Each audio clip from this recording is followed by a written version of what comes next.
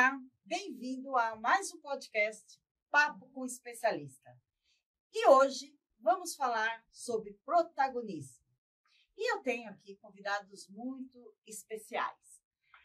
Ju Berlândia, gestora comercial da Interplayers, Alberi Dias, diretor de serviços de saúde da rede Pague Menos e, tão longe, mas tão perto, Vanessa Vieira, que é Head em Educação na Clinicar. Bora lá para o episódio.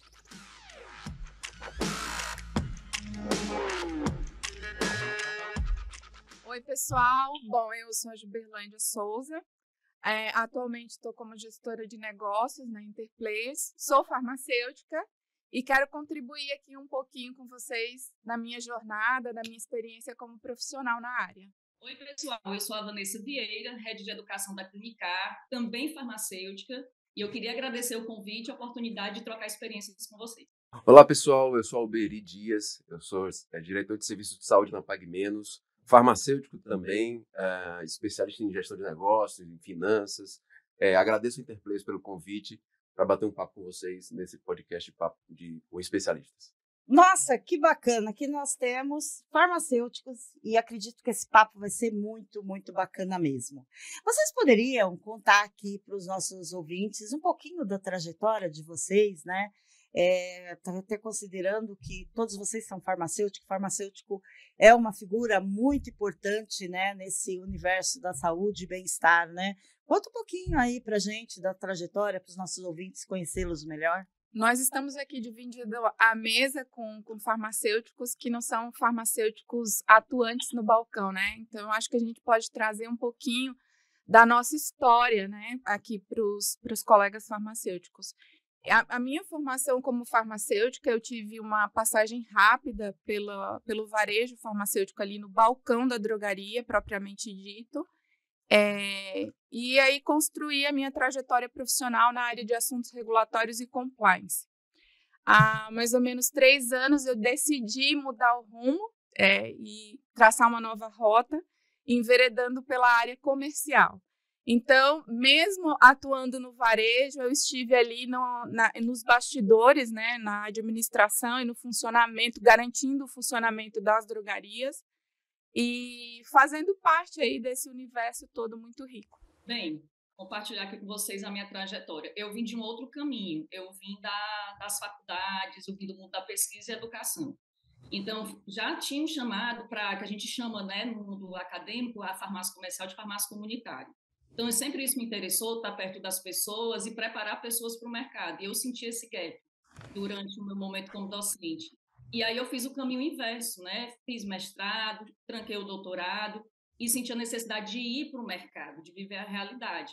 E foi assim que eu me aproximei mais ainda, né, da farmácia comercial, do balcão, do funcionamento das lojas, e me senti também responsável por levar as pessoas, esses nossos colegas, para um caminho mais interessante de atuação dentro das lojas e também no atendimento às pessoas. Legal. Eu comecei como farmacêutico, estagiário na Pague Menos há 20 anos atrás. E nessa trajetória, acabei indo pro lado comercial, aprendendo a gerenciar loja. Sei lá, passei por 10 lojas em Fortaleza. Fui convidado a abrir loja em Petrolina, Pernambuco, depois Juazeiro da Bahia. Aí já era na figura de gerente farmacêutico. Depois fui para Goiânia, passei um tempo lá. Fui convidado para abrir a primeira loja da Pague Menos em BH, isso meados de 2007. E de BH passei 14 anos, abrimos 53 lojas. No final eu estava gerenciando lojas de BH, lojas do Rio, lojas do Espírito Santo e do Sul da Bahia. Eu sou farmacêutico. Nesse período eu estudei gestão de negócios, gestão de finanças, entrei na faculdade de Direito. Acho que esse aprendizado contínuo é super importante para trilhar essa carreira. E depois voltei para Fortaleza, onde é a minha base, para abrir uma flagship da Pague Menos, a loja 1000, e uma loja conceito. Tudo isso em operações. Operações é batidão, né? Dia a dia, é conduzindo a equipe, é liderando, treinando. E depois, em 2020, diria que 10 dias antes da pandemia, eu vim para o cargo de diretor de serviços de saúde na Pague Menos, era um cargo novo que estava sendo criado. E a gente trabalhou basicamente os 6 primeiros meses na pandemia, né? O que seria esse negócio, essa pandemia? Então, negociação de teste Covid, tudo isso veio à tona num momento muito importante da carreira. Então, de 2020 para cá, eu estou conduzindo o serviço de saúde, que é algo mais abrangente, que antigamente se chamava serviços farmacêuticos, mas a gente entendeu que a farmácia, ela pode ser um hub de saúde, ela é um hub de saúde, então não tinha sentido a gente chamar de serviço farmacêutico, vamos chamar de serviço de saúde, porque eu consigo, dentro da farmácia, trazer outros componentes desse ecossistema, um médico, um nutricionista, um psicólogo, para fazer com que o cliente ou o consumidor tenha toda essa gama de serviços oferecidos para ele, ele sai de lá no conceito de one-stop shop, ou como chama a Clinicar, one-stop care, né, Vanessa? Então, é isso que a gente vem trabalhando, essa minha carreira aí nos últimos 20 anos. Então, eu acho assim, eu considero assim você com uma carreira brilhante, né? Assim, relâmpago, né? Em pouco tempo, você ter todo esse sucesso, né? E muito que a gente vem trazer aqui nesse podcast é do protagonismo, né? Dentro da farmácia, junto aos seus clientes, na própria saúde e bem-estar. Pela sua história aí, deu para perceber muito bem que você é um grande, eu ia falar foi, mas não, né? Começou. E o que você poderia falar para as pessoas que estão nos ouvindo, principalmente, né, farmacêuticos, né, abrir, né, uma visão maior, né, do que é essa carreira e como poder trilhar um caminho de sucesso como foi o seu? Beth, eu acho que antes de tudo a pessoa tem que saber sua vocação, o que ela gosta, afinal, né? Tem farmacêutico que gosta de pesquisa, tem farmacêutico que gosta de ensinar, tem farmacêutico que gosta de fazer gestão, tem farmacêutico comercial. A gente tem farmacêutico em todas as áreas. Acho que se a gente fosse elencar oficialmente pelo Conselho Federal de Farmácia, são mais de 100 áreas, né, Vanessa, de que farmacêutico pode atuar. Mas seguir para o lado administrativo, comercial ou de gestão, que aí, obviamente, amplia muito os horizontes de participação, o farmacêutico tem que, sobretudo, ser curioso. Entender o negócio, né, entender o negócio como um todo, entender de finanças, de gestão, porque não é só tecnicamente que funcionam as coisas, mas tem que entender se no final do dia aquele negócio que ele está montando, aquilo que ele está fazendo, dá lucro ou não para a companhia, é isso que importa de maneira geral. Tem um livro bem interessante, se eu puder recomendar aqui, que chama O que o CEO quer que eu saiba, algo do tipo, é do Ram Charan. E é um livro bem legal para quem está iniciando, assim, quer aprender um pouco de como é uma vida executiva nas empresas. Então, eu diria que, sobretudo, para o farmacêutico trilhar um caminho parecido, ele tem que gostar disso, ele tem que gostar de gestão, ele tem que gostar de pessoas, não tem como fazer isso, crescer uma carreira executiva em qualquer companhia, se você não gostar de pessoas, se você não souber sobre relacionamento, se você não tiver empatia, relação interpessoal, você tem que fazer uma leitura do ambiente e ir aprimorando, e ser curioso. O que a minha companhia faz? Qual é o core business da minha companhia? Minha companhia mexe com o quê? Ela dá lucro com o quê? É com negócio regulatório? Eu tenho que entender de regulatório. Minha companhia, ela é de varejo? Eu tenho que entender, sobretudo, de pessoas, de finanças. Então, eu acho que o caminho é esse, é entender, fazer a leitura do ambiente e se especializar, ser curioso, entender de relação pessoal. Eu acho que fazendo até um gancho aqui com o que a Alberi falou, é realmente isso mesmo, entender o que você gosta, né, e buscar isso. Hoje a gente tem assim o acesso ao conhecimento muito nivelado, né? Qualquer pessoa hoje pode ter acesso a conteúdo de qualidade, de alto nível, né? Com a internet, ficou tudo muito mais fácil. Mas o mais importante é o que você faz com o conteúdo que você adquire. Como que você coloca em prática? Né? Então, se eu sou o protagonista, o que eu vou fazer com o que eu estou recebendo? Né? Onde que eu vou colocar isso em prática? Então, é importante saber do que você gosta, buscar o conhecimento e usar o conhecimento, né, em favor do negócio ou em favor de algum empreendimento próprio. Mas eu acho que esse é o caminho. E também eu acho, pessoal, que além da gente, né, encontrar o que gosta, de usar o conhecimento de forma apropriada, também estar adepto às mudanças. Nada é estável. Foi algo que eu aprendi, inclusive, com o Alberi, não sei se ele se lembra disso, há uns 4, 5 anos, eu estava em BH, também em loja para fazer treinamento, e a gente comentou alguma situação, ele disse, Vanessa, a única certeza do varejo é mudança. Eu nunca me esqueci disso. Então, saber se adaptar às mudanças e, diante das mudanças, não perder a identidade e saber como usar aquela informação de uma forma produtiva e eficiente. Só complementando aqui, Beth, nisso tudo que a gente está falando aqui, a gente vê muito soft skill e muita hard skill. né? Hard skill é que a gente aprende na faculdade, né? Questões de farmacologia, Excel, inglês, isso tudo é hard skill. Isso tudo é aprendizado. E como a Ju falou, o aprendizado está muito disponível hoje, tem muita informação disponível. E tem a soft skill, que ninguém ensina em faculdade nenhuma, né? Que é essa questão das relações humanas, né? Questão da comunicação, da resiliência. Então, eu acredito que isso tem que ser bem equilibrado. A gente, quando vai crescendo, aconteceu comigo também. Eu fiquei muito preocupado. Pô, será que eu tenho capacidade técnica? Será que eu tenho skill suficiente para assumir determinada posição?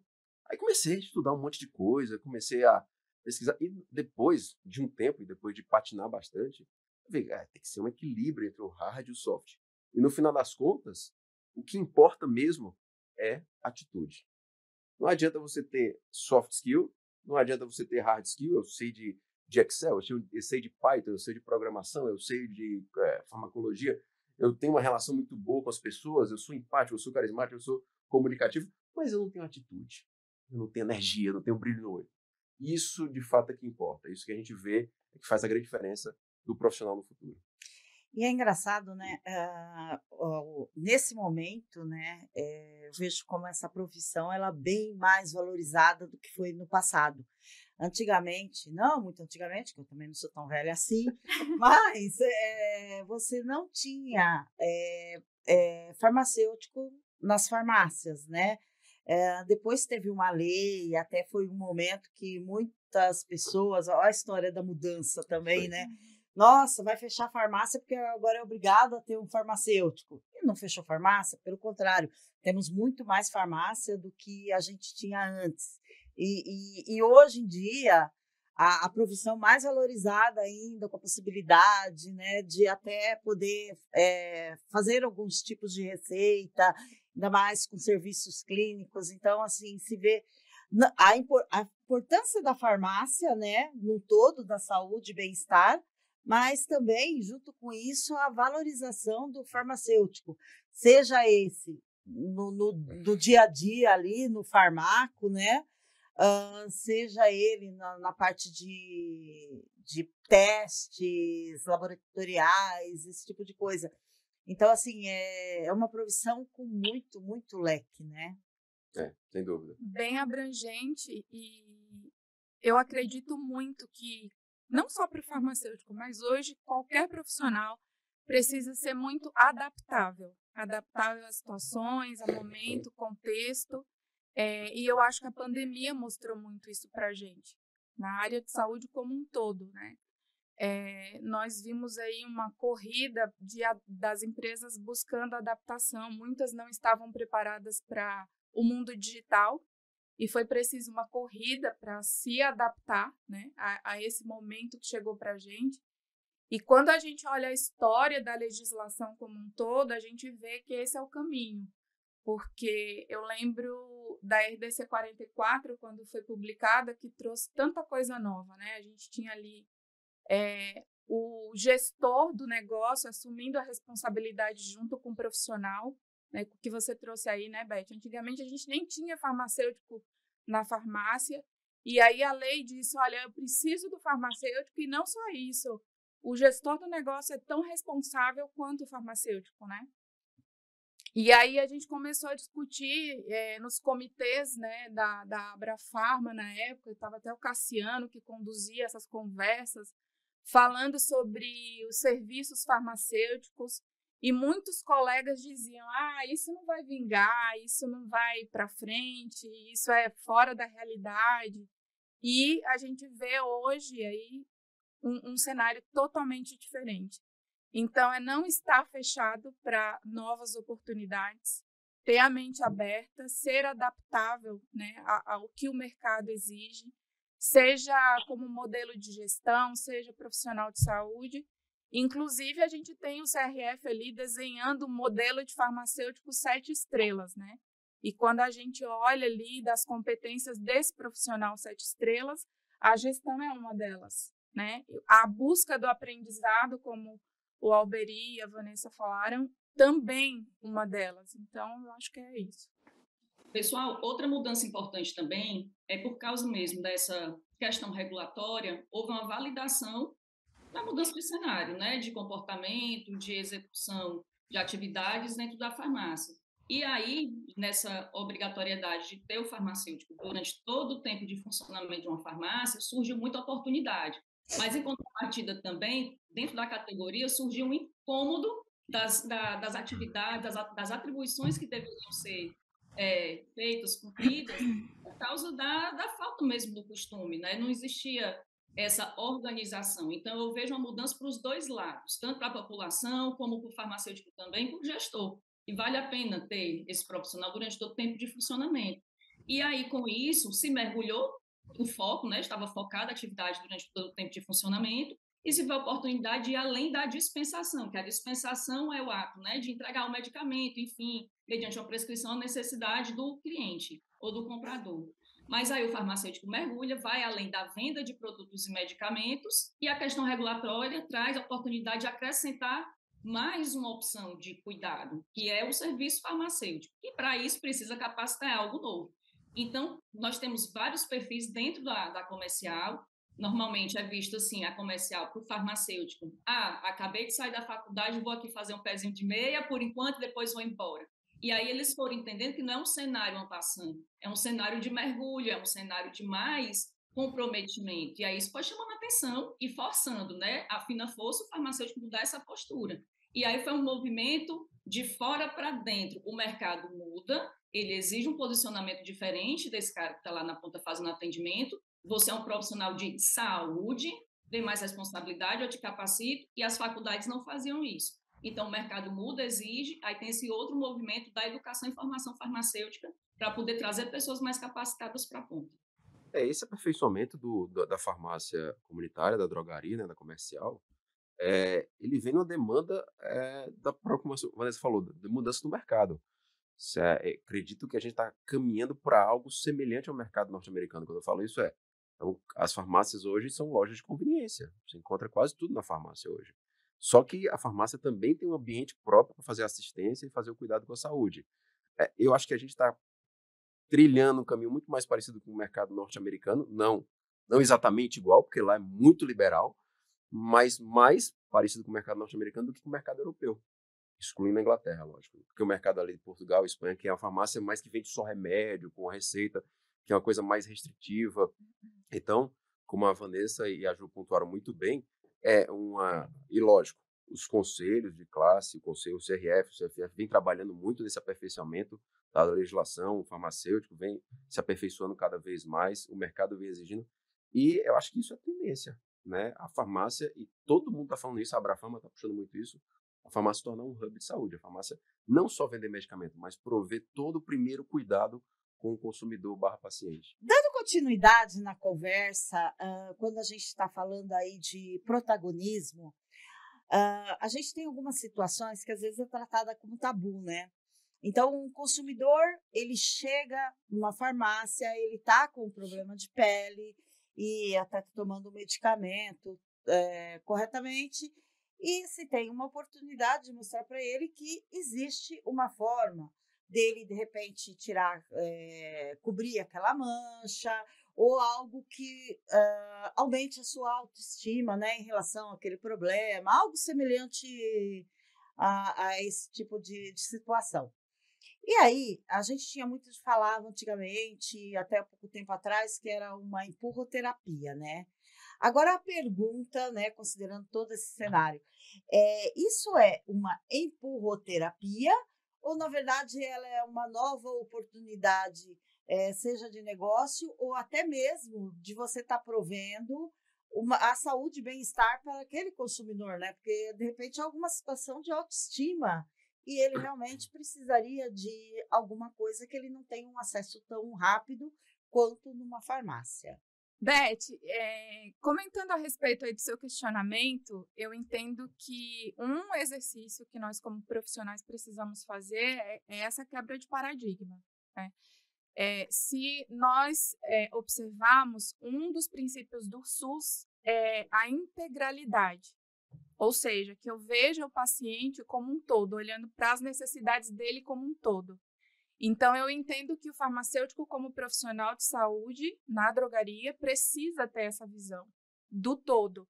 Então, não é simplesmente entregar o medicamento, mas entender quais são as necessidades do paciente.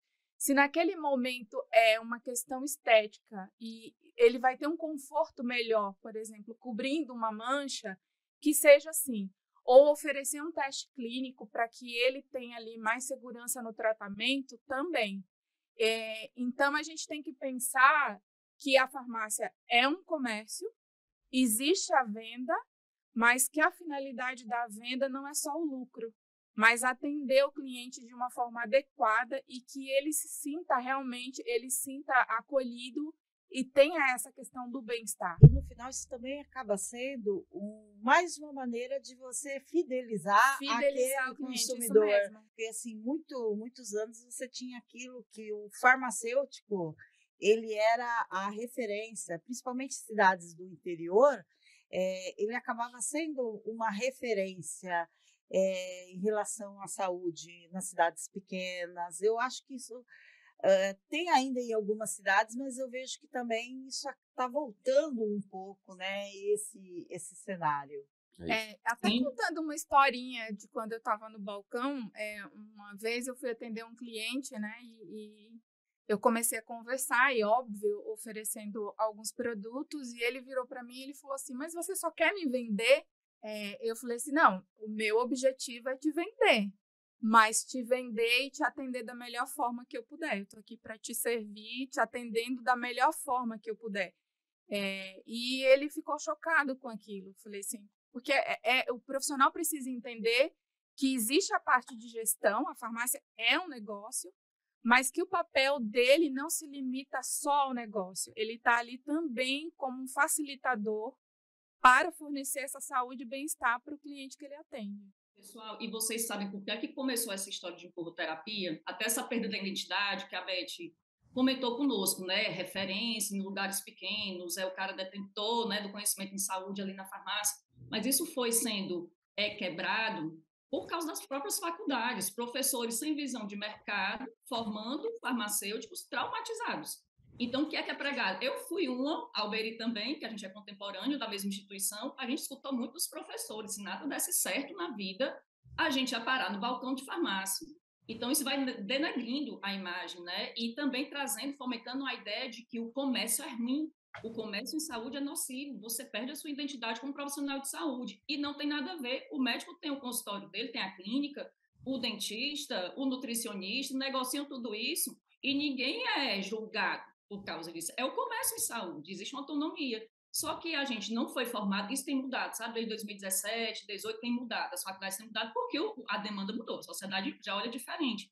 Mas a gente tem profissionais traumatizados. Então, essa questão da empurroterapia foi fomentado para o quê? A gente é pressionado a vender sem necessidade. Então, essa quebra dessa ideia está acontecendo pela oportunidade da gente vender sim, é necessário vender, mas dentro de uma jornada de cuidado que faça sentido para essa pessoa que está sendo atendida dentro da sua necessidade. É o que a gente chama de venda consultiva. Ou então, linhas de cuidado, jornada de cuidado. É o farmacêutico ter um repertório para entender dentro da necessidade daquela pessoa quais os itens que ele pode ou poder incluir dentro dessa cesta de cuidado. A gente tem que até converter a forma que conversa, porque se a gente for extremamente comercial, a gente vai repelir muitos profissionais ainda traumatizados, principalmente o pessoal que tem a formação mais antiga.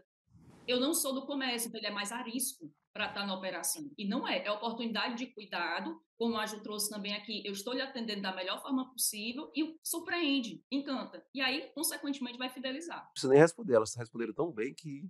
Não, mas só complementando aqui, eu acho que a linha de raciocínio da Ju e da Vanessa estão corretas.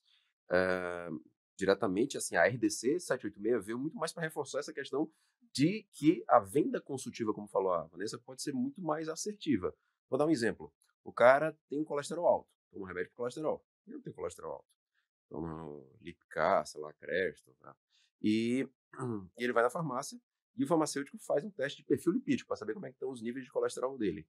E ele percebe que o colesterol dele continua elevado, porque ele já tem uma história ali, um tracking, o Clinicar tem isso, mostra esse histórico, e aí o farmacêutico pode sugerir um ômega 3 como um suplemento. A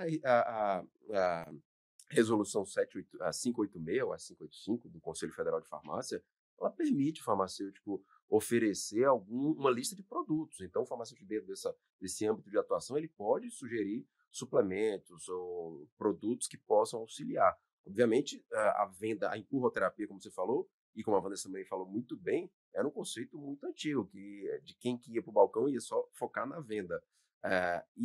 Obviamente, a drogaria ela persegue o lucro, mas ela persegue o lucro condicionada a uma fidelização, como você falou. Condicionada a uma fidelização, condicionada a um NPS na zona de excelência. Ou seja, as grandes redes, de maneira geral, estão perseguindo isso. Uma fidelização, através disso vem lucro e um NPS alto, para que aquele cliente se torne fã. Se acontece isso ainda, acho que acontece sei lá, em farmácias pequenas, em municípios menos fiscalizados, não sei. Acho que acontece ainda, tá?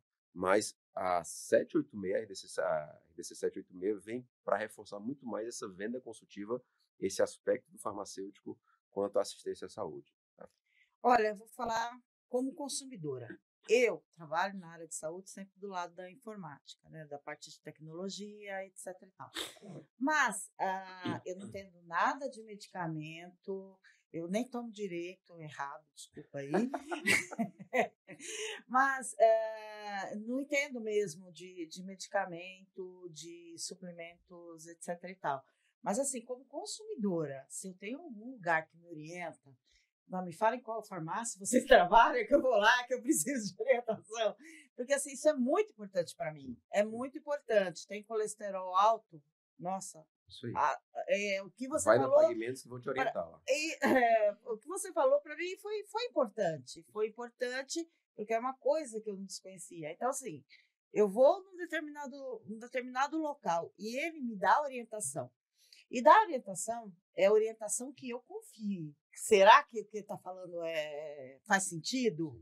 Né? E às vezes até como consumidor eu também checo para ver se realmente faz sentido, posso confiar e sigo em frente somente com aquele lugar que eu confio. Agora, Beth, imagina essa situação em que tu vai na farmácia e o farmacêutico te dá essa orientação, vê que tu toma um remédio e vai te perguntar como é que você está tomando esse remédio, vai te orientar a melhor forma de tomar e vai fazer os testes para saber se tu está com um nível adequado, porque colesterol é uma doença silenciosa, vai certamente recomendar um ômega 3, e se não, e já, ele traz, se você quiser, um nutricionista para te ajudar, que é a teleinterconsulta.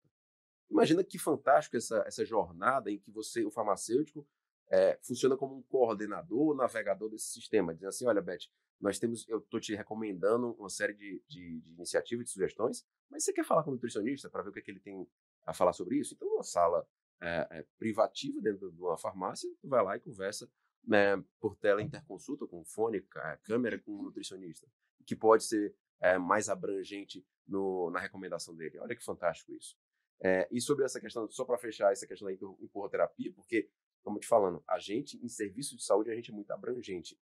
Mas ninguém fala também dos vieses que tem das outras profissões. A Vanessa falou aqui. E o médico que recomenda determinada clínica de radiografia para eu fazer? Não, vai nessa clínica aqui. Ou o nutrólogo que me recomenda naquela farmácia de manipulação. Ou outro médico. Você está entendendo que isso é muito mais intenso em outras profissões, mas se fala na farmácia porque você falou, a farmácia é muito recorrente, está muito presente na vida dos consumidores, né? A farmácia está em cada esquina, então as pessoas acabam vindo isso com mais frequência. Mas isso, eu acredito, na saúde, na farmácia acabou não, mas diminuiu muito, mas tem muito nos outros segmentos.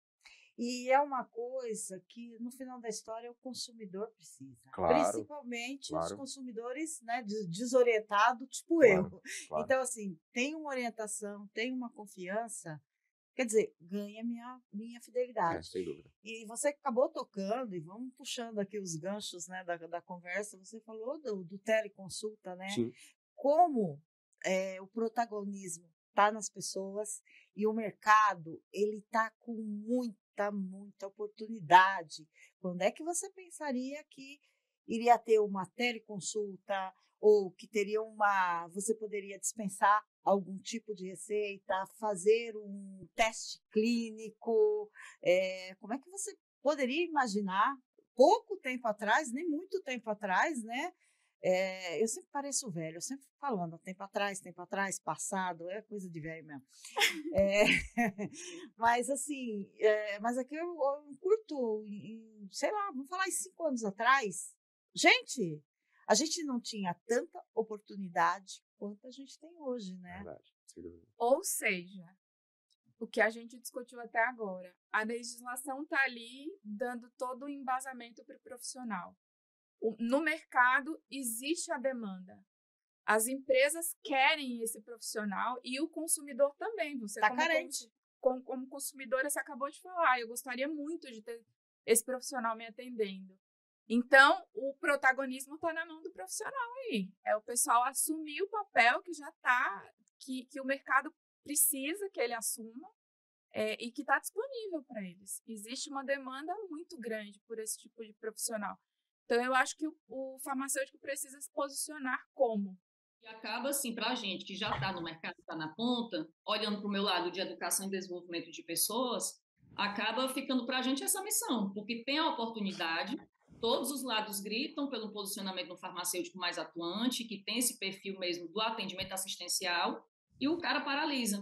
Então, a gente tem a missão de resgatar a identidade, como a gente conversou anteriormente, resgatar a identidade dele dentro desse cenário, mostrar, ensinar, desenvolver habilidades e competências que sejam, que casem, que façam sentido para ele, e ele começa a executar junto conosco. Literalmente, a gente segura na mão dessa pessoa e vai com ela, sabe? Então, esse é um desafio também para ele entender a oportunidade, porque às vezes, João Alberi e Beth, está lá na frente dele, mas ele não tem um repertório para enxergar a caravela que está lá na frente. Não sabe o que está acontecendo. Uhum. É a gente que está vendo a oportunidade, porque a gente está ali, no mercado, está no regulatório e está acompanhando toda a movimentação, mas ele não. Então, tem que puxar o farma também para a responsabilidade, mostrar, olha só, isso aqui um dia tudo será seu. Inserir, ver quem tem perfil ou não e trazê-lo para a responsabilidade e entender a dinâmica. Nem sempre a gente pode esperar que ele venha sozinho, porque ele não vai, porque ele não sabe como fazer. Então, cabe muito da gente, esse de treinamento do varejo, das redes de farmácia principalmente, segurar na mão desses caras e desenvolvê-los. Como você falou, Beth, nos últimos 5 anos, especialmente na pandemia, né? A questão da transformação digital, aceleração de projetos, isso veio muito à tona. E a gente conseguiu uma grande vitória, a meu ver, que foi a Resolução 727 do Conselho Federal de Farmácia, que fala da telefarmácia. Ela veio junto com a publicação da Lei 14.510, que regulamenta a telemedicina.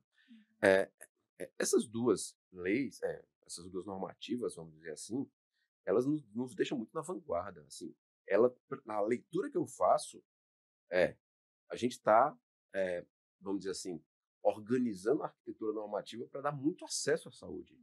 E acesso à saúde significa não só uma população envelhecendo com mais saudabilidade, significa diminuição do custo de plano de saúde. Apesar desse tema da teleinterconsulta, telefarmácia ainda não está completamente pacífico em todos os órgãos, eu acredito que ela é muito vanguardista, ela dá muito acesso à saúde, principalmente no interior do norte, do nordeste, onde você vai em município que não tem um oftalmologista, cara.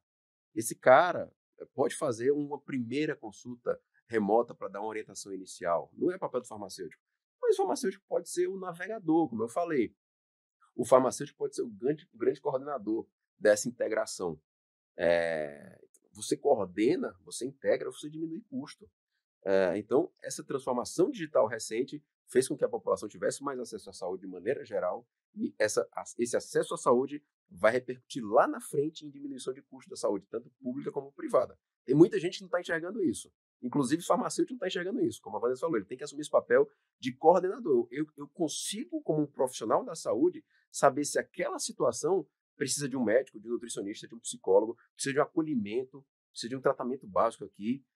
O farmacêutico pode fazer isso. E olha, eu pesquisei artigo, pesquisei legislação, pesquisei muita coisa. Não tem nada dizendo que esse acolhimento, esse cuidado inicial é do enfermeiro nem do médico. Tem que ser um profissional de saúde capacitado. O farmacêutico pode assumir isso. Nós temos muitos farmacêuticos, principalmente em farmácias, e como você falou, a farmácia é um ambiente mais próximo do consumidor que pode assumir esse papel. E não é só custo, né? Falando de saúde, o tempo é uma coisa totalmente primordial, né? Sim. Dependendo do que se trata, você antecipar, faça esse exame, olha, você tem que ir atrás desta situação, vá procure um médico nesse assunto, você pode antecipar alguns tipos de problema que pode vir a óbito também. Então, Pode ser mais é o caro, tempo pode e o ser. custo, é Exatamente. fundamental Essa esse. questão do tempo se você trata antes, você trata mais barato e trata melhor, né? A gente tem ainda um conceito enraizado de que saúde é ausência de doença. Saúde não é ausência de doença. Saúde é qualidade de vida, né? E como é que você mede qualidade de vida? Por exemplo, hoje, eu tô aqui, vocês podem me considerar, pô, esse cara é saudável, mas eu tô com um problema no meu menisco, né? Então minha qualidade de vida está muito afetada. Mas, obviamente, nessa situação, o farmacêutico não consegue. Ele consegue me encaminhar, olha, procura um médico, procura um ortopedista que ele vai te ajudar. Ele consegue me dar essa direção, tá? Então, onde é que eu quero chegar? Essa questão da saúde ser qualidade de vida, o farmacêutico pode ajudar demais nisso. Então, a gente vê muito o profissional farmacêutico como um concierge de saúde e bem-estar. Não necessariamente ele que vai fazer ou ele que vai resolver, mas ele pode direcionar, ele pode oferecer ali um leque de serviços para os clientes, né? E se a gente for olhar o quanto o varejo farmacêutico evoluiu e cresceu, esse hub de saúde, então o futuro da drogaria que a gente vê das farmácias e drogarias é esse. Um hub de saúde e bem-estar e o farmacêutico no centro disso tudo como um concierge para o cliente, porque hoje o que a gente vê é uma mudança de comportamento do consumidor. Ele não busca mais a drogaria só para buscar o medicamento e resolver a doença. Ele busca também qualidade de vida, longevidade, né? Uma população que envelhece cada vez mais e que tem a demanda de prevenir a doença, né? A saúde não só tratando a doença, mas prevenindo doenças. Tem um tema que eu gostaria de tocar aqui com vocês. Eu gostaria de fazer a primeira pergunta para o Alberi, que ele tem bastante experiência em gestão, em operação, né, em comando de uma grande rede do país, né? O que você enxerga a respeito do que seria a farmácia do futuro? Beth, isso a gente vem vendo muito material, lendo muita coisa sobre isso, e aí aqui é fato e dado, tá? Por exemplo, se você pegar os dados de compra em omnichannel, né? Compra no e-commerce, compra no app, no período pré-pandemia, você vê níveis Brasil de 3, 4%, 4 é muito, 2, 3%. Quando você vê esse número no pós-pandemia, a compra de medicamentos pelo ambiente digital, aí eu estou falando novamente, app, e-commerce, vendas, o que for, você vê esses números indo lá para casa dos 14, 15, 16, isso é média, grandes redes do Brasil. O que é que a gente faz uma leitura disso?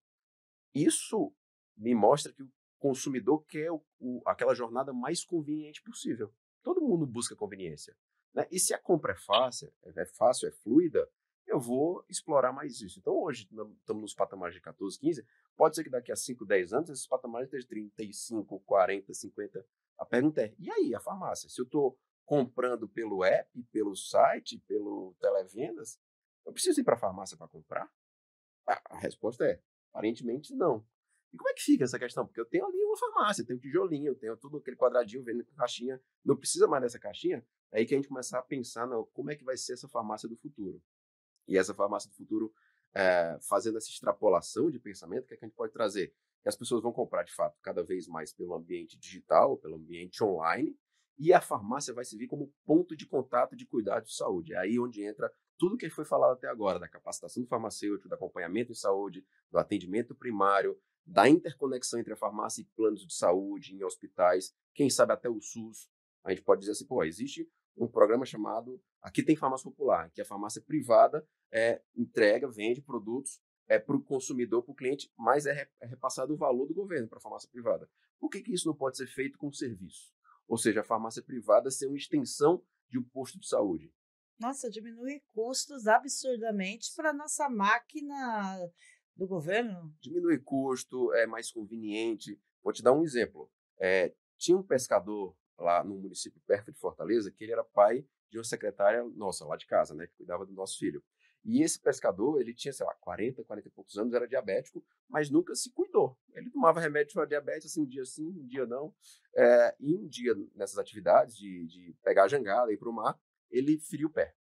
Feriu o pé, ficou aquela aquele pé machucado, um corte, o diabético já tem a dificuldade de cicatrização, esse corte, ele não sarou, ele foi evoluindo, ele também não se cuidou, não procurou um posto de saúde, porque não é fácil chegar no posto e ter um pronto atendimento, e aí o que aconteceu? Ele teve que amputar essa perna, foi para Fortaleza para amputar a perna. A cirurgia foi mal sucedida e esse cara morreu.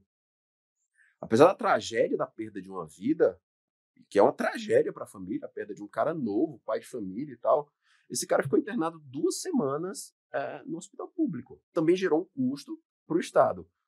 Onde é que eu quero chegar? Se esse cara, ou se o Estado, ou se o ecossistema de saúde conseguisse prover pontos mais próximos, mais fáceis, de mais fácil acesso para esse cara, essa situação não teria acontecido. Então, com certeza, ir para uma farmácia no município dele, qualquer que seja, seria muito mais fácil do que agendar uma consulta no posto de saúde. É isso que eu quero chegar. A farmácia do futuro ela vai ser uma extensão de planos de saúde, de hospitais, talvez, espero que do SUS, para que o acesso seja cada vez maior. E a compra em si de medicamento, ela vai ser feita toda no ambiente online.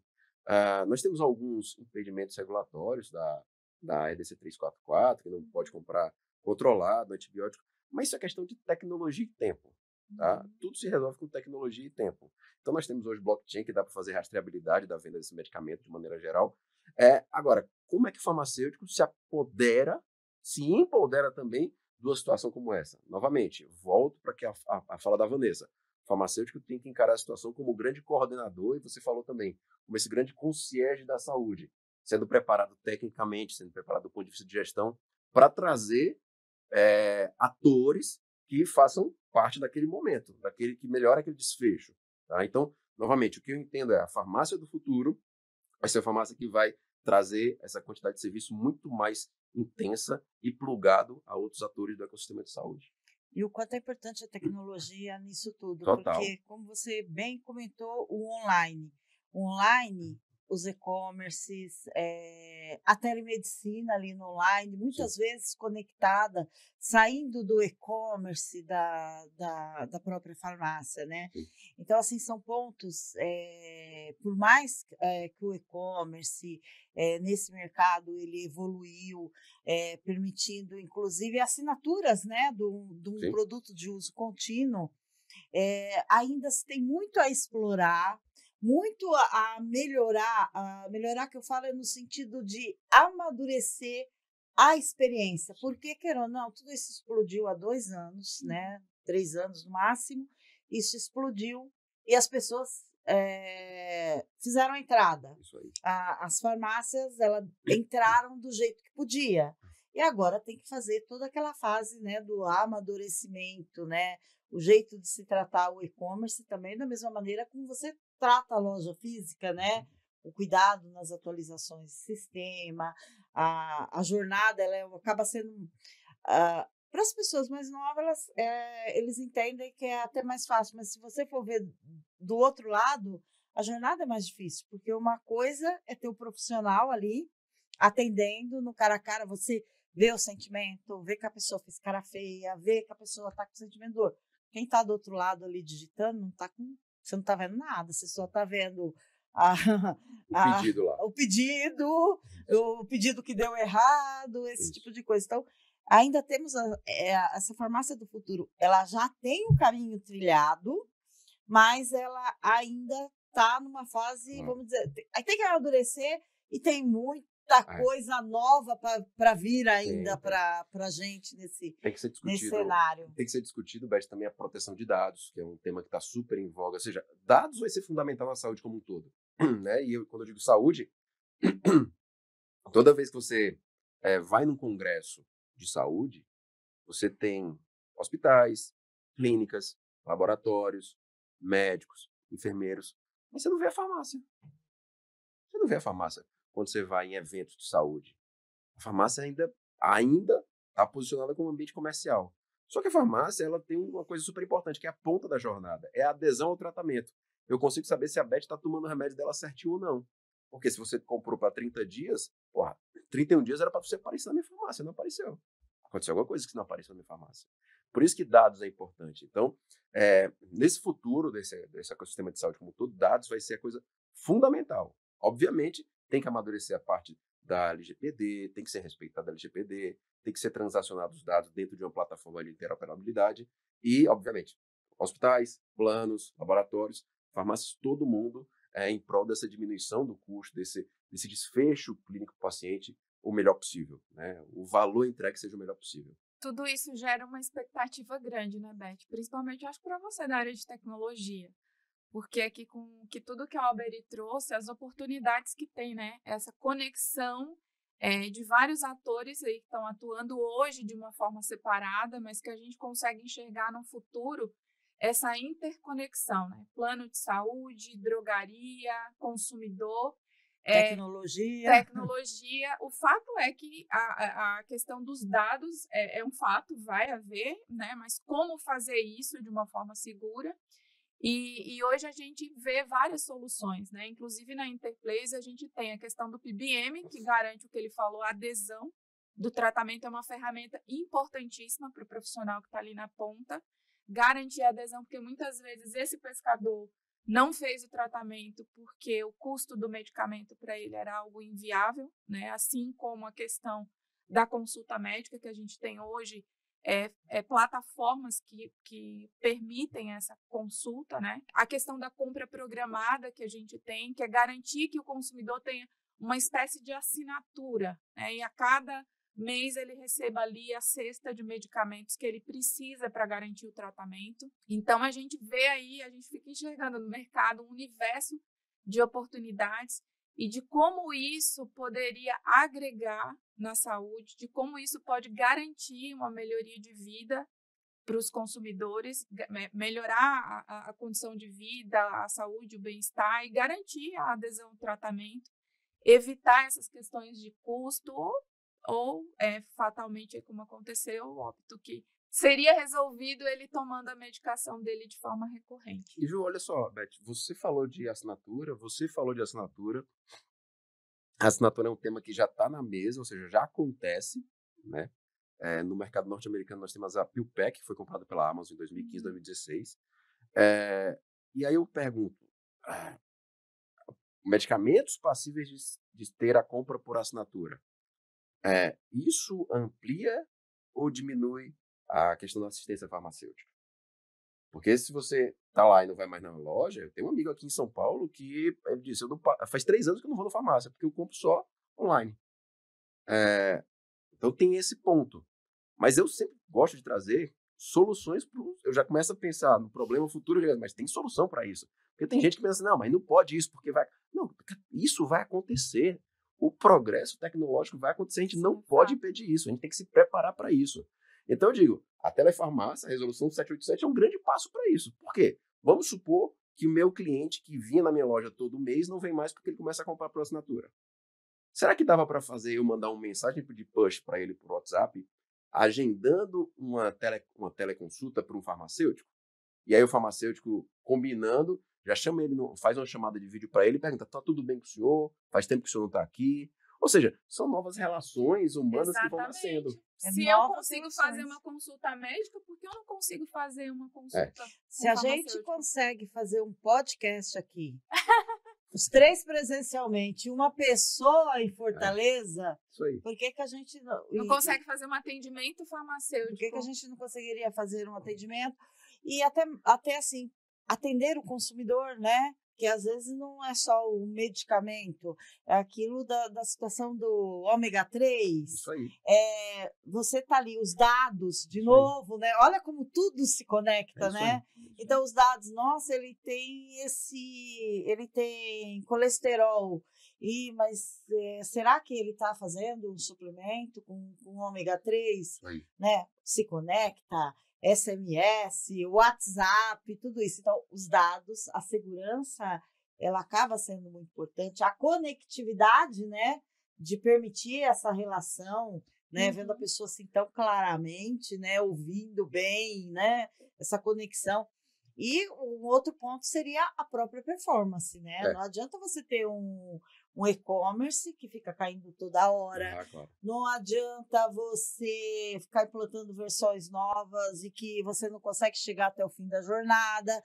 Na verdade, o que você está fazendo? Você está dizendo para o consumidor que existe a possibilidade, só que você não está sendo capaz de segurá-lo e ele pode ir num outro estabelecimento que consegue mantê-lo. Então, a performance, a segurança, tudo isso acaba se conectando. Então, assim, como gestor, né, tem que tomar cuidado, né, com esses pontos, porque tem a tecnologia, Isso aí. tem a parte da gestão, tem a parte do regulatório, tem muito serviço. Tem muito serviço. Mas, assim, é o que a gente vislumbra para o futuro, né? Por exemplo, o paciente que é oncológico, um plano de saúde, normalmente os planos de saúde, eles fazem um PSP, né? Um programa de suporte ao paciente. O enfermeiro fica acompanhando como é que está a situação desse paciente. E se isso houvesse para qualquer tratamento crônico? E se isso fosse feito pelo farmacêutico? Sabe, a gente vai trazendo um monte de IC, e quando a gente faz esse exercício de IC, a gente começa a abrir um monte de leque de oportunidade. E o quanto isso também, olha só como que a farmácia do futuro, né? E o futuro está tão perto, né? Mas o oncológico, você não tem só o paciente, né? E a família envolvida naquele contexto todo, Alzheimer.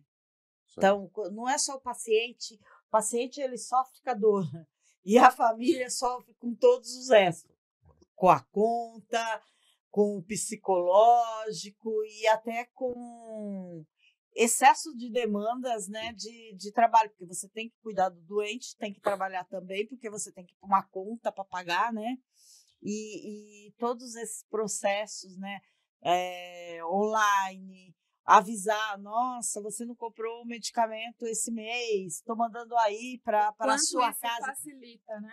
Facilita a vida do parente, do cuidador, em todos os sentidos, seja no financeiro, seja no apoio, na orientação, porque vou marcar uma consulta daqui 3 semanas. Só que meu pai está gritando aqui agora, Nossa, né? Beth, você trouxe uma coisa muito importante, né? O quanto isso, assim, o nosso papel aqui, né, como profissional de saúde, porque não é só apoio ao paciente, né? É a família do paciente também, né? Ajudar nesse cuidado. Olha, a medicação agora, imagina um agendamento de tomadas, né, de medicação. Agora é esse medicamento. No período da manhã, da tarde, da noite, né? Tá acabando a medicação. Isso Tem tudo muito para evoluir, né? muito. Sem dúvida.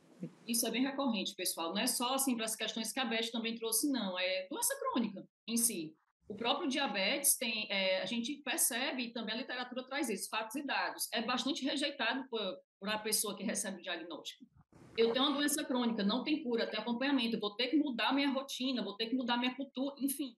E a alimentação? Tudo rejeita. Então, historicamente, a gente percebe que o diabetes ele é rejeitado pelo próprio paciente, existe um estigma, e a gente vai quebrando, por isso que o farmacêutico ele transcende, ele é um educador, e também a gente convida a família, porque tem o processo do luto do paciente, uma realidade que não existe mais. Eu estou pegando o diabetes como exemplo. Isso é bem recorrente em outras questões também.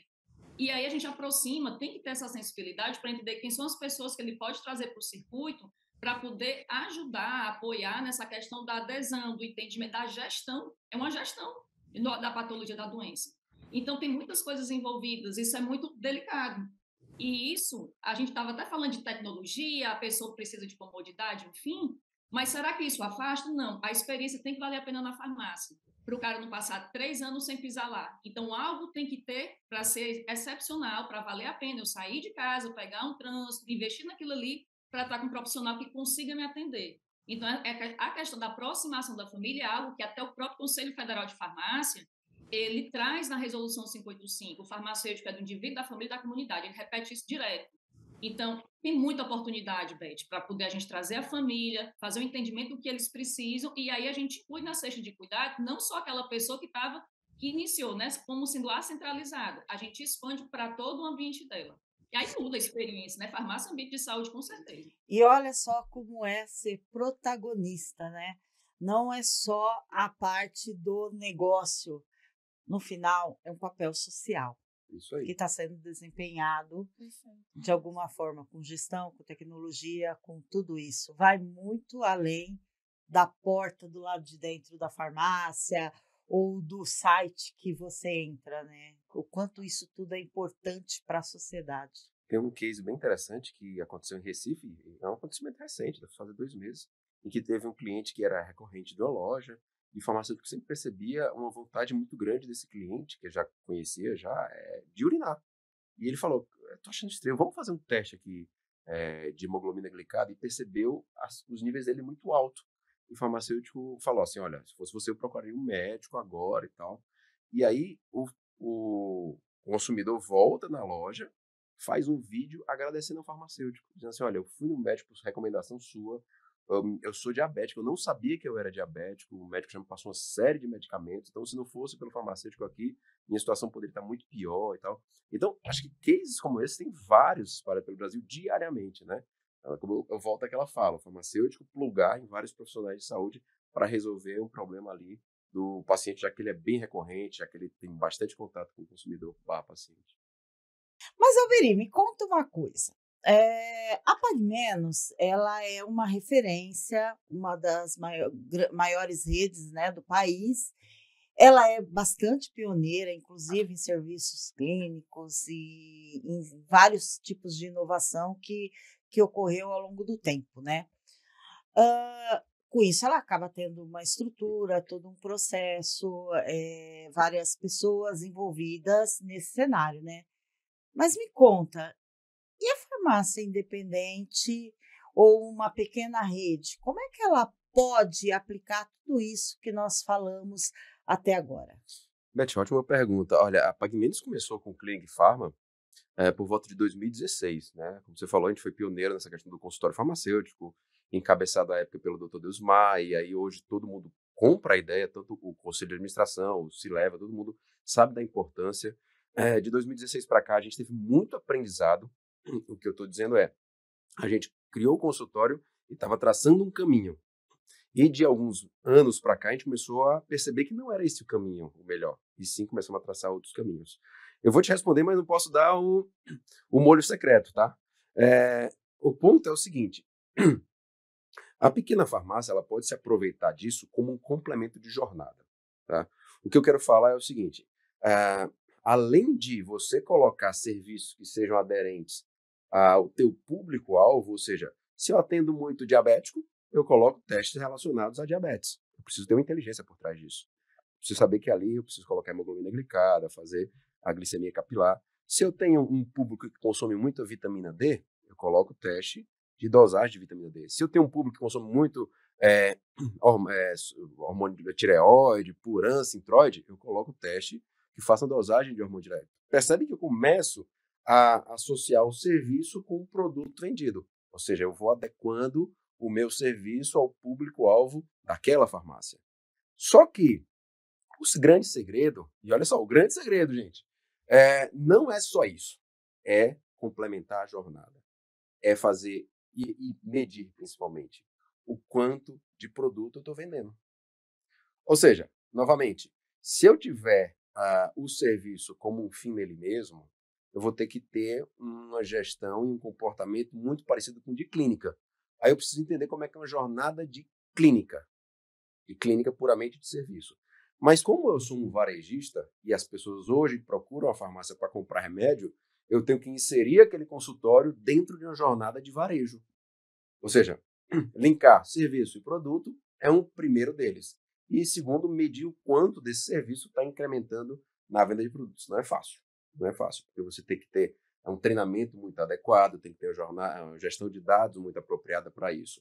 Mas isso, de fato, dá para fazer. E nas pequenas, especialmente nas pequenas, dá para fazer isso. Porque as pequenas redes, ou as independentes, foi que nasceu com isso. Lembra do Boticário lá atrás? Não tinha o Boticário lá atrás em grande rede. A grande rede sempre foi uma produção meio que industrial. A gente da Pague Menos conseguiu fazer com que cada farmácia se comportasse como se fosse uma farmácia de bairro, conhecendo cada cliente e traqueando a vida desse cliente, adequando o atendimento e personalizando em relação àquele cliente. A farmácia independente é mais fácil fazer isso, porque a farmácia independente tem aquele contato muito mais próximo com os clientes deles. Então, o consultório numa farmácia independente vai ser super importante para incrementar a receita. E quando a gente diz incrementar a receita, nós estamos falando um dos pilares do engajamento, que é o incremento de receita, a recorrência e a frequência. Se eu trago uma frequência maior do meu cliente, se eu trago uma recorrência mais longa do meu cliente, isso incrementa a cesta dele, eu consigo ter um faturamento maior. Então, tem muita farmácia pequena fazendo exatamente isso, colocando um consultório farmacêutico, especialmente quando o dono da farmácia é farmacêutico, ele consegue entender essa importância. Eu acho que tem um case muito interessante, a Pague Menos tem 1.000 consultórios farmacêuticos, todos eles têm o Clinicar, a gente utiliza o Clinicar como base de dados para a gente, então sem o Clinicar a gente não conseguiria fazer boa parte da gestão de dados e ser assertivo quanto às ações como a gente é hoje. Mas tem pequenas redes, em Fortaleza, a Vanessa pode falar um pouco mais, uma rede pequena que faz isso de forma muito boa. Sim, é verdade, pessoal. É o case de uma rede chamada Santa Branca.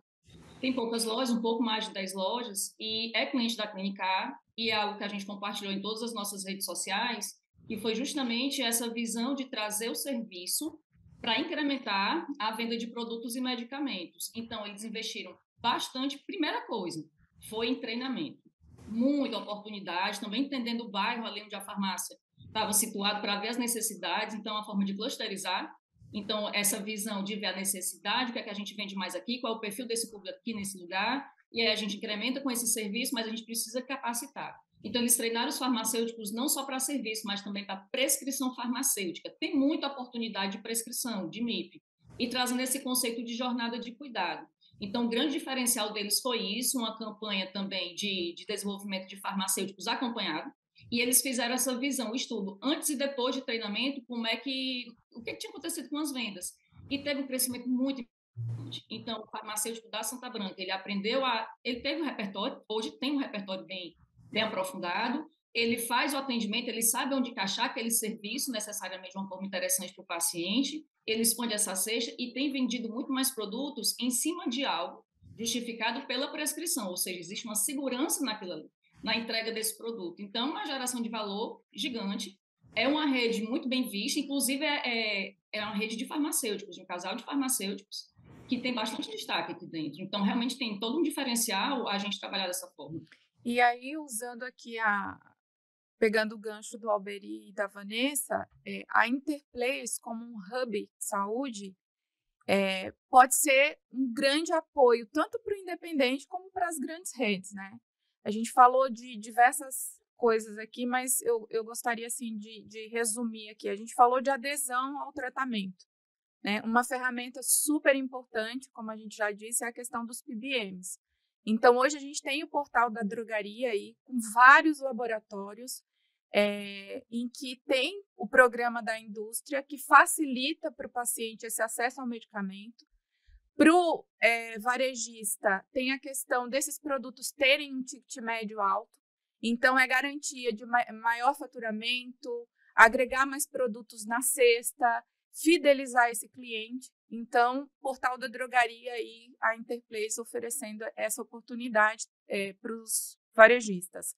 Quando a gente fala de desenvolvimento de pessoal, hoje a Interplace conta com uma plataforma de desenvolvimento, que é o EAD+, uma plataforma moderna, com conteúdos aí atualizados, com foco no atendimento do paciente, principalmente para os PBMs, né, que pode ser aí utilizada pelos varejistas para capacitar os seus funcionários.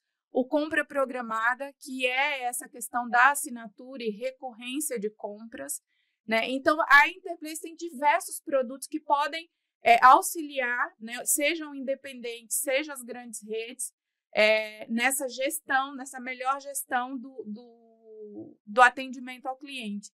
E, inclusive, agilizando e melhorando essa jornada do cliente dentro do estabelecimento. Então, hoje a gente tem uma ferramenta bem inovadora no mercado, que é o Varejo 4.0, que simplifica todo o processo de autorização para compras de PBMs, para finalização de venda no checkout. Então, a gente traz isso com pacotes, né? Então, a gente tem o pacote do Mais Clientes, que é um produto que a gente oferece para as redes independentes, e nesse pacote o varejista ele vai ter oportunidade de ter, por exemplo, acesso à plataforma EAD+. A gente tem o pacote Mais Clientes Pro, que esse pacote oferece, além do EAD+, um BI onde ele consegue enxergar toda a questão de venda por PBM, né? Então, uma visão ali de negócio dedicada para os programas de indústria. E a gente tem o Omni, que é um programa que abrange todas as ferramentas que a Interplace tem, inclusive o Varejo 4.0, que simplifica essa jornada de compra, né? Então, tudo isso é com o objetivo de ter o cliente no centro do atendimento. Como? Oferecendo agilidade, oferecendo atendimento de qualidade, capacitando as pessoas que estão ali atendendo. A Interplace tem a solução de capacitação farmacêutica, né? Propriamente para serviços de saúde com a Clínica Univest. Ou seja, a gente tem todas as ferramentas para poder garantir que isso aconteça, né, lá na ponta. Tanto para o grande, para o pequeno, para o médio, enfim, para todos. Exatamente. Gente, o papo foi muito gostoso. Acho que foi um prazer a gente estar aqui nesse ambiente aqui descontraído, com todo o conhecimento que vocês agregaram aqui. E só assim, para a gente finalizar, vamos pôr uma cereja aí no bolo. Os especialistas, fica a dica. Qual que seria a dica aí que vocês dariam para os nossos ouvintes a respeito deste protagonismo todo? Bom, eu diria para os farmacêuticos, os colegas farmacêuticos, né, para não se vincular muito ao CRF, ao seu CCRF, né? Então, não ser só o farmacêutico técnico, né? Mas que você possa ampliar os horizontes, né? Com essa questão da gestão, de buscar o conhecimento, de ter a questão da adaptabilidade, se adaptar ao mercado, aquela visão limitada de eu sou o profissional que dispensa o medicamento e que lança a receita, não existe mais. A minha dica, pessoal, é o seguinte: ter visão aberta para adaptações e saber que a mudança vem. Eu aprendi com o Berício, que eu já disse para vocês. A mudança vai chegar. E aí, você vai chorar? Não vai. Você vai reagir e vai ver a oportunidade de crescimento. Então, a minha dica para vocês é essa. Vejam com bons olhos tudo isso que está acontecendo na farmácia comunitária.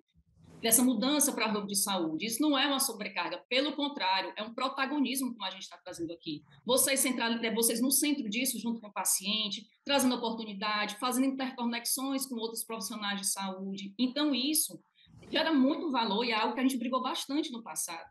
Então, assim, aproveitem essa oportunidade, vejam, sejam amigos da operação também, sejam parceiros da gestão, que isso vai gerar uma relação maravilhosa, principalmente para o paciente, para o cliente, para o consumidor, que está ali na ponta esperando essa excelência no atendimento.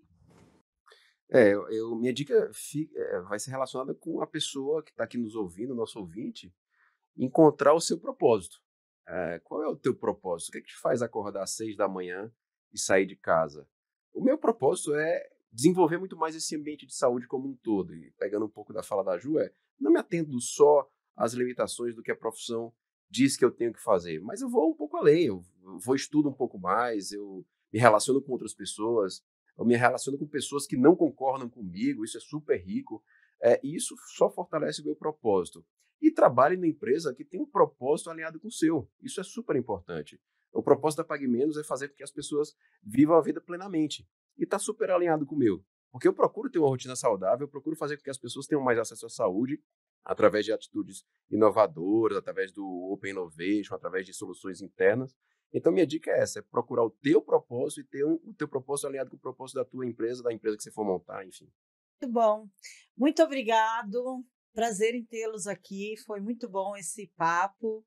E esperamos contar com vocês em mais oportunidades como esta e desenvolver temas semelhantes ou até novos temas, né? Acho que foi bem rico aqui. Muito obrigada. Obrigado, Beth. Obrigada. Obrigado a todos. Obrigada.